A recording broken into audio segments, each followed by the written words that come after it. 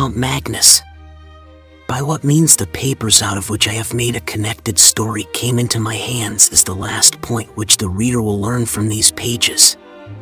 But it is necessary to prefix to my extracts from them a statement of the form in which I possess them. They consist, then, partly of a series of collections for a book of travels, such a volume as was a common product of the 40s and 50s. Horace Marryat's Journal of a Residence in Jutland and the Danish Isles is a fair specimen of the class to which I allude. These books usually treated of some unfamiliar district on the continent. They were illustrated with woodcuts or steel plates. They gave details of hotel accommodation and of means of communication, such as we now expect to find in any well-regulated guidebook, and they dealt largely in reported conversations with intelligent foreigners, racy innkeepers, and garrulous peasants. In a word, they were chatty.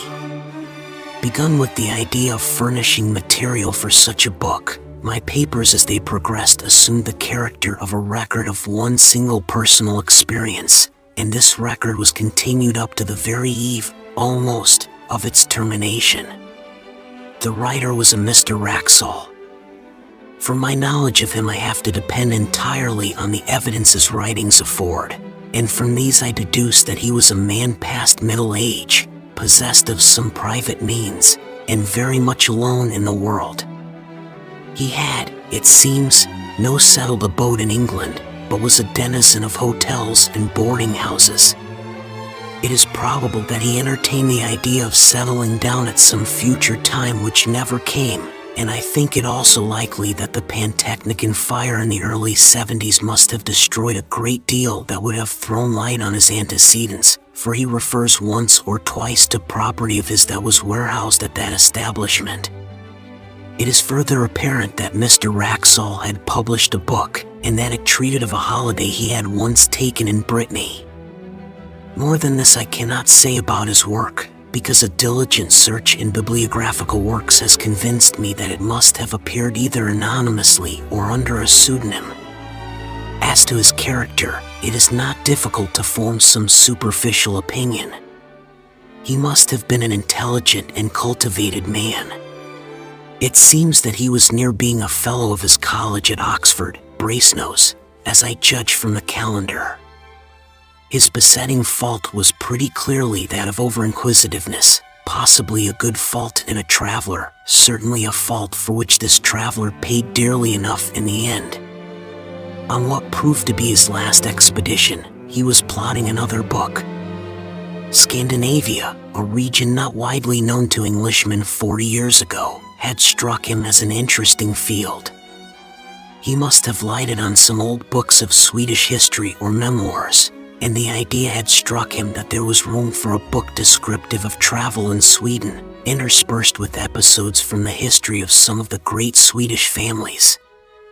He procured letters of introduction, therefore, to some persons of quality in Sweden, and set out thither in the early summer of 1863. Of his travels in the north there is no need to speak, nor of his residence of some weeks in Stockholm. I need only mention that some savant resident there put him on the track of an important collection of family papers belonging to the proprietors of an ancient manor house in Västergötland, and obtained for him permission to examine them. The manor house, or hergård, in question is to be called Rabeck, pronounced something like Robeck, though that is not its name. It is one of the best buildings of its kind in all the country, and the picture of it in Dabenberg's Suecia Antiqua et Moderna, engraved in 1694, shows it very much as the tourist may see it today. It was built soon after 1600, and is, roughly speaking, very much like an English house of that period in respect of material, red brick with stone facings, and style. The man who built it was a scion of the great house of de la Gardie, and his descendants possess it still. De la Gardie is the name by which I will designate them when mention of them becomes necessary. They received Mr. Axel with great kindness and courtesy, and pressed him to stay in the house as long as his researches lasted. But, preferring to be independent, and mistrusting his powers of conversing in Swedish, he settled himself at the village inn, which turned out quite sufficiently comfortable, at any rate during the summer months. This arrangement would entail a short walk daily to and from the manor house of something under a mile. The house itself stood in a park, and was protected, we should say grown up, with large old timber. Near it you found the walled garden, and then entered a close wood fringing one of the small lakes with which the whole country is pitted. Then came the wall of the domain, and you climbed a steep knoll, a knob of rock lightly covered with soil, and on the top of this stood the church, fenced in with tall dark trees. It was a curious building to English eyes. The nave and aisles were low, and filled with pews and galleries. In the western gallery stood the handsome old organ, gaily painted, and with silver pipes. The ceiling was flat, and had been adorned by a 17th century artist with a strange and hideous Last Judgment, full of lurid flames, falling cities, burning ships, crying souls, and brown and smiling demons. Handsome brass coroni hung from the roof. The pulpit was like a doll's house, covered with little painted wooden cherubs and saints. A stand with 3 hourglasses was hinged to the preacher's desk. Such sights as these may be seen in many a church in Sweden now, but what distinguished this one was an addition to the original building. At the eastern end of the north aisle, the builder of the manor house had erected a mausoleum for himself and his family. It was a largish 8-sided building, lighted by a series of oval windows, and it had a domed roof, topped by a kind of pumpkin-shaped object rising into a spire, a form in which Swedish architects greatly delighted. The roof was of copper externally, and was painted black, while the walls, in common with those of the church, were staringly white. To this mausoleum there was no access from the church. It had a portal and steps of its own on the northern side. Past the churchyard the path to the village goes, and not more than 3 or 4 minutes bring you to the inn door. On the first day of his stay at Rabak, Mr. Axel found the church door open, and made those notes of the interior which I have epitomized. Into the mausoleum, however, he could not make his way. He could by looking through the keyhole just descry that there were fine marble effigies and sarcophagi of copper, and a wealth of armorial ornament, which made him very anxious to spend some time in investigation. The papers he had come to examine at the manor house proved to be of just the kind he wanted for his book. There were family correspondence, journals, and account books of the earliest owners of the estate, very carefully kept and clearly written, full of amusing and picturesque detail. The first de la Garde appeared in them as a strong and capable man.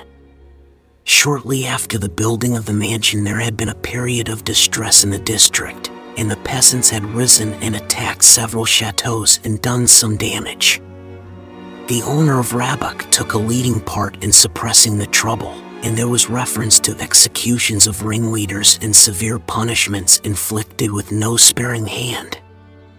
The portrait of this Magnus de la Garde was one of the best in the house, and Mr. Axel studied it with no little interest after his day's work.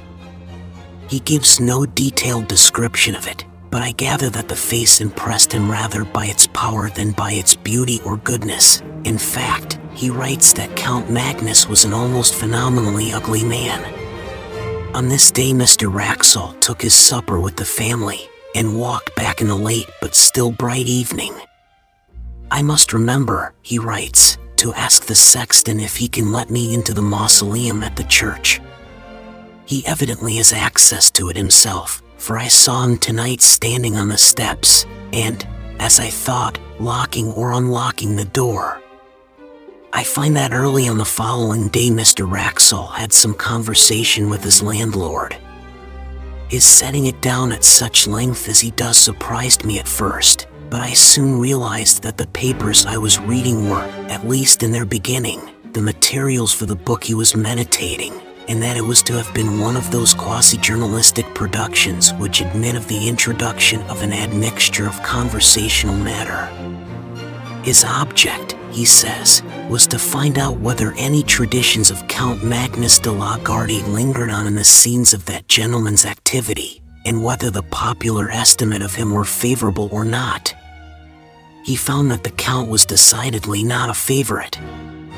If his tenants came late to their work on the days which they owed to him as lord of the manor, they were set on the wooden horse, or flogged and branded in the manor house yard.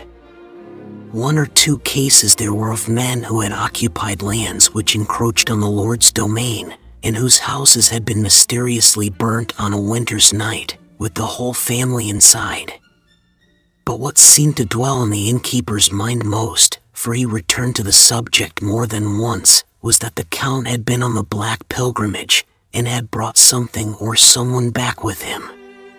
You will naturally inquire, as Mr. Wraxall did, what the Black Pilgrimage may have been.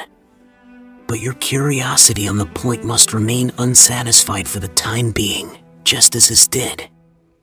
The landlord was evidently unwilling to give a full answer, or indeed any answer, on the point, and, being called out for a moment, trotted off with obvious alacrity, only putting his head in at the door a few minutes afterwards to say that he was called away to Skara, and should not be back till evening.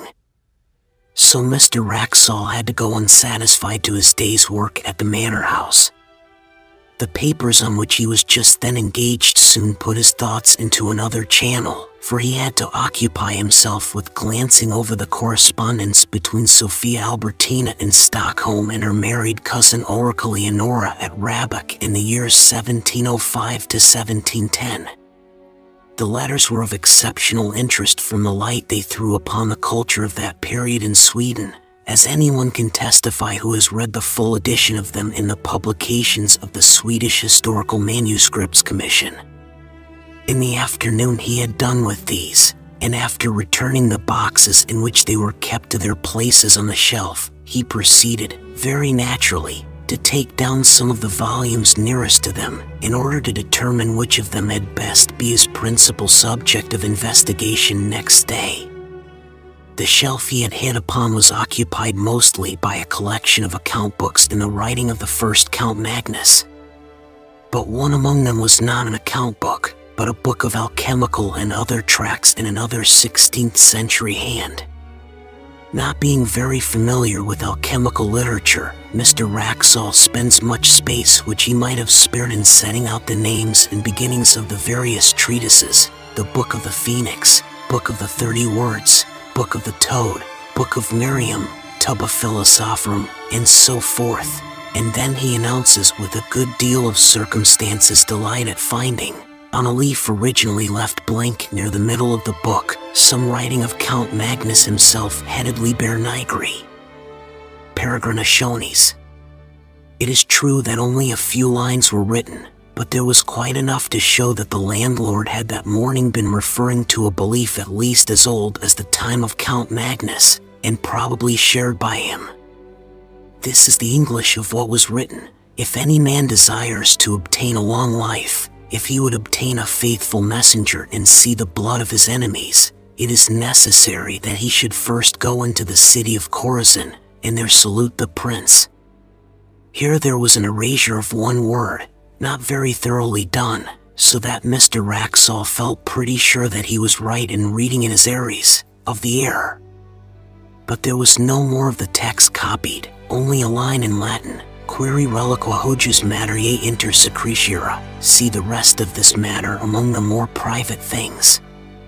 It could not be denied that this threw a rather lurid light upon the tastes and beliefs of the Count, but to Mr. Wraxall, separated from him by nearly 3 centuries, the thought that he might have added to his general forcefulness alchemy, and to alchemy something like magic, only made him a more picturesque figure, and when, after a rather prolonged contemplation of his picture in the hall, Mr. Wraxall set out on his homeward way, his mind was full of the thought of Count Magnus. He had no eyes for his surroundings, no perception of the evening scents of the woods or the evening light on the lake, and when all of a sudden he pulled up short, he was astonished to find himself already at the gate of the churchyard, and within a few minutes of his dinner. His eyes fell on the mausoleum. "Ah," he said, "Count Magnus, there you are. I should dearly like to see you." Like many solitary men, he writes, "I have a habit of talking to myself aloud, and, unlike some of the Greek and Latin particles, I do not expect an answer."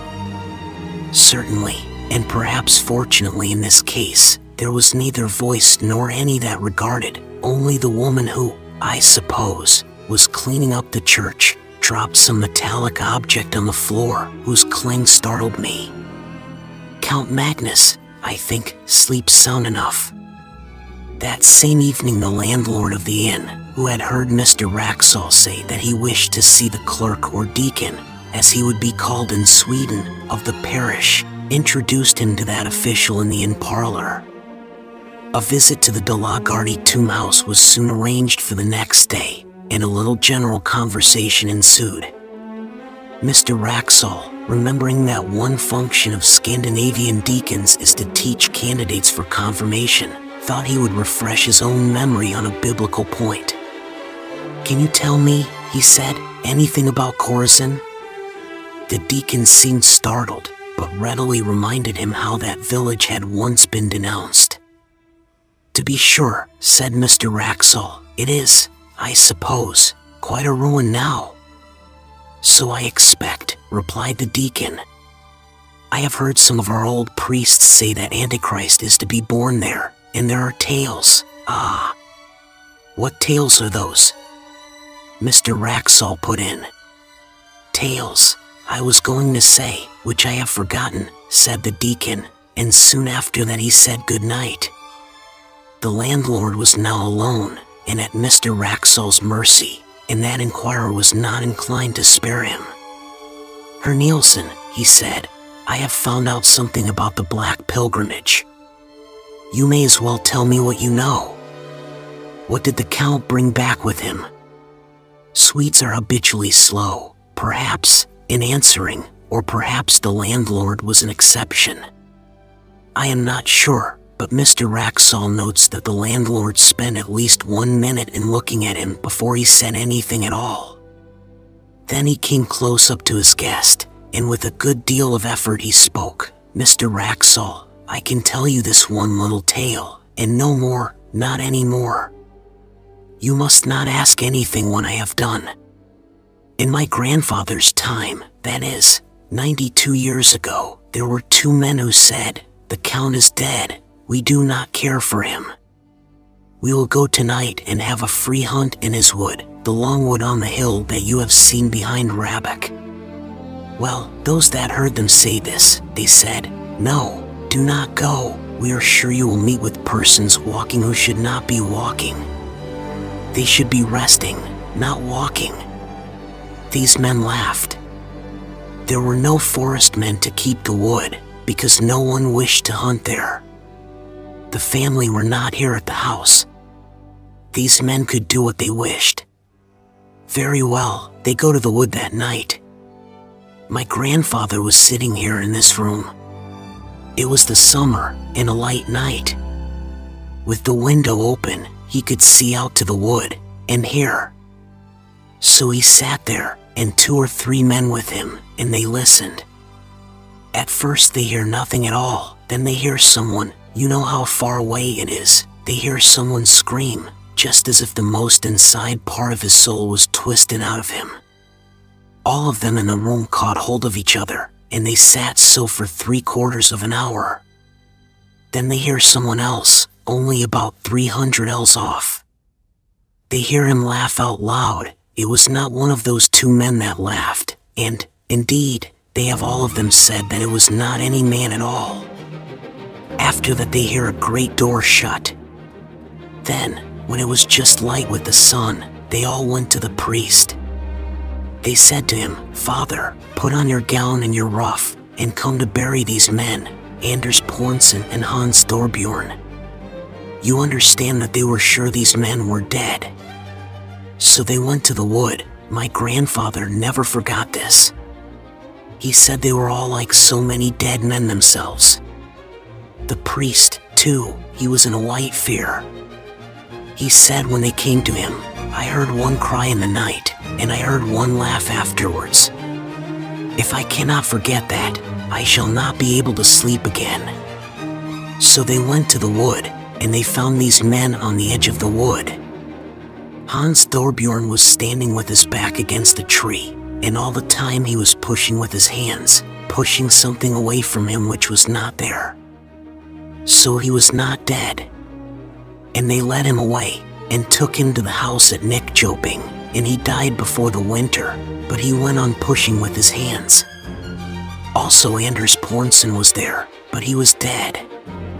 And I tell you this about Anders Pornsen, that he was once a beautiful man, but now his face was not there, because the flesh of it was sucked away off the bones.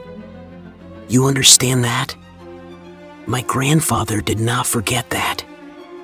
And they laid him on the bier which they brought, and they put a cloth over his head, and the priest walked before, and they began to sing the psalm for the dead as well as they could. So, as they were singing the end of the first verse, one fell down, who was carrying the head of the bier, and the others looked back, and they saw that the cloth had fallen off, and the eyes of Anders Pornsen were looking up, because there was nothing to close over them. And this they could not bear. Therefore the priest laid the cloth upon him, and sent for a spade, and they buried him in that place. The next day Mr. Axel records that the deacon called for him soon after his breakfast, and took him to the church and mausoleum. He noticed that the key of the ladder was hung on a nail just by the pulpit, and it occurred to him that, as the church door seemed to be left unlocked as a rule, it would not be difficult for him to pay a second and more private visit to the monuments if there proved to be more of interest among them than could be digested at first. The building, when he entered it, he found not unimposing. The monuments, mostly large erections of the 17th and 18th centuries, were dignified if luxuriant, and the epitaphs and heraldry were copious. The central space of the domed room was occupied by 3 copper sarcophagi, covered with finely engraved ornament. 2 of them had, as is commonly the case in Denmark and Sweden, a large metal crucifix on the lid. The third, that of Count Magnus, as it appeared, had, instead of that, a full-length effigy engraved upon it, and round the edge were several bands of similar ornament representing various scenes. One was a battle, with cannon belching out smoke, and walled towns, and troops of pikemen. Another showed an execution. In a third, among trees, was a man running at full speed, with flying hair and outstretched hands.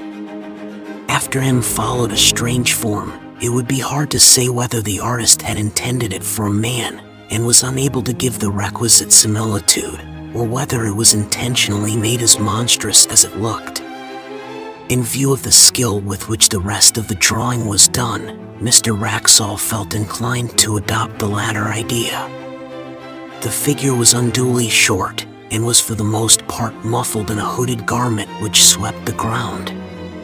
The only part of the form which projected from that shelter was not shaped like any hand or arm.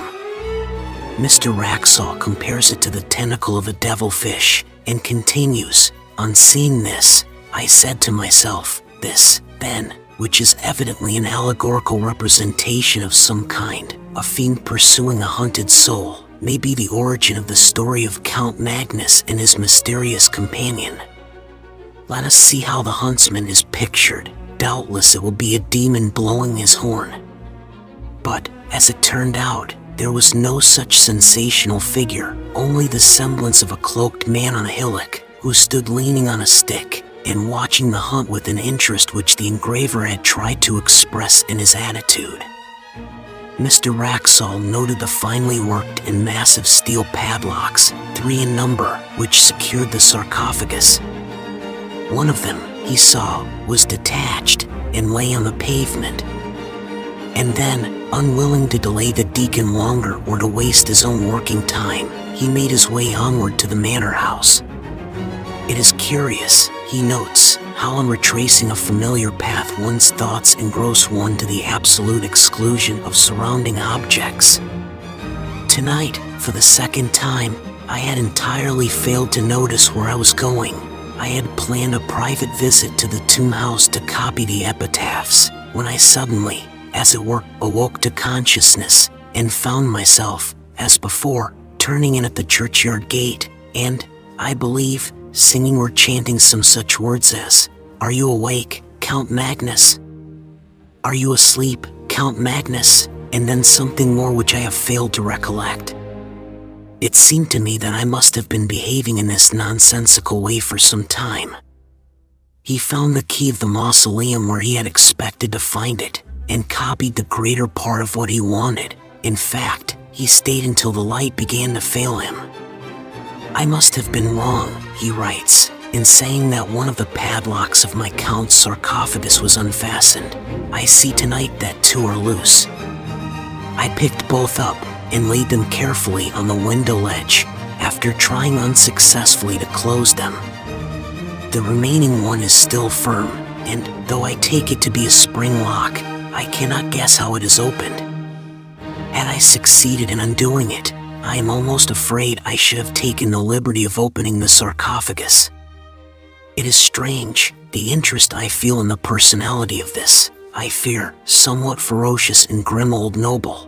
These finishing touches and farewells, as it turned out, took more time than he had expected. The hospitable family insisted on his staying to dine with them. They dined at 3, and it was verging on 6:30 before he was outside the iron gates of Rabbok. He dwelt on every step of his walk by the lake, determined to saturate himself, now that he trod it for the last time, in the sentiment of the place and hour. And when he reached the summit of the churchyard knoll, he lingered for many minutes, gazing at the limitless prospect of woods near and distant, all dark beneath a sky of liquid green. When at last he turned to go, the thought struck him that surely he must bid farewell to Count Magnus as well as the rest of the de la Gardes. The church was but 20 yards away, and he knew where the key of the mausoleum hung. It was not long before he was standing over the great copper coffin, and, as usual, talking to himself aloud. "You may have been a bit of a rascal in your time, Magnus," he was saying, "but for all that I should like to see you, or rather, just at that instant," he says, "I felt a blow on my foot. Hastily enough I drew it back, and something fell on the pavement with a clash. It was the third, the last of the 3 padlocks which had fastened the sarcophagus. I stooped to pick it up, and heaven is my witness that I am writing only the bare truth. Before I had raised myself there was a sound of metal hinges creaking, and I distinctly saw the lid shifting upwards. I may have behaved like a coward, but I could not for my life stay for one moment. I was outside that dreadful building in less time than I can write, almost as quickly as I could have said the words, and what frightens me yet more, I could not turn the key in the lock. As I sit here in my room noting these facts, I ask myself, it was not 20 minutes ago, whether that noise of creaking metal continued, and I cannot tell whether it did or not. I only know that there was something more than I have written that alarmed me, but whether it was sound or sight I am not able to remember. What is this that I have done? Poor Mr. Axel.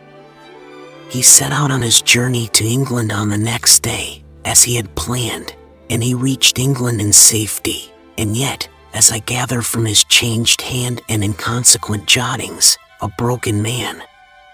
One of several small notebooks that have come to me with his papers gives, not a key to, but a kind of inkling of, his experiences. Much of his journey was made by canal boat, and I find not less than 6 painful attempts to enumerate and describe his fellow passengers. The entries are of this kind: 24. Pastor of village in Skane. Usual black coat and soft black hat. 25. Commercial traveler from Stockholm going to Trollhättan.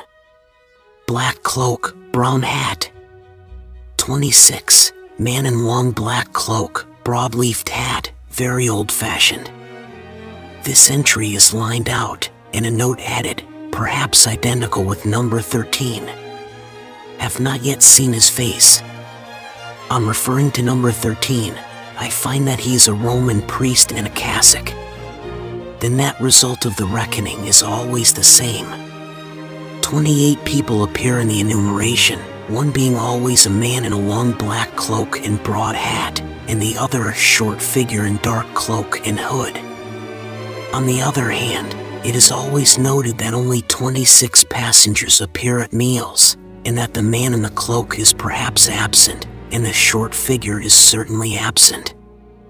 On reaching England, it appears that Mr. Axel landed at Harwich, and that he resolved at once to put himself out of the reach of some person or persons whom he never specifies, but whom he had evidently come to regard as his pursuers. Accordingly, he took a vehicle, it was a closed fly, not trusting the railway, and drove across country to the village of Belchamp St. Paul. It was about 9 o'clock on a moonlight August night when he neared the place. He was sitting forward, and looking out of the window at the fields and thickets. There was little else to be seen racing past him. Suddenly he came to a crossroad. At the corner, two figures were standing motionless. Both were in dark cloaks. The taller one wore a hat, the shorter a hood. He had no time to see their faces, nor did they make any motion that he could discern.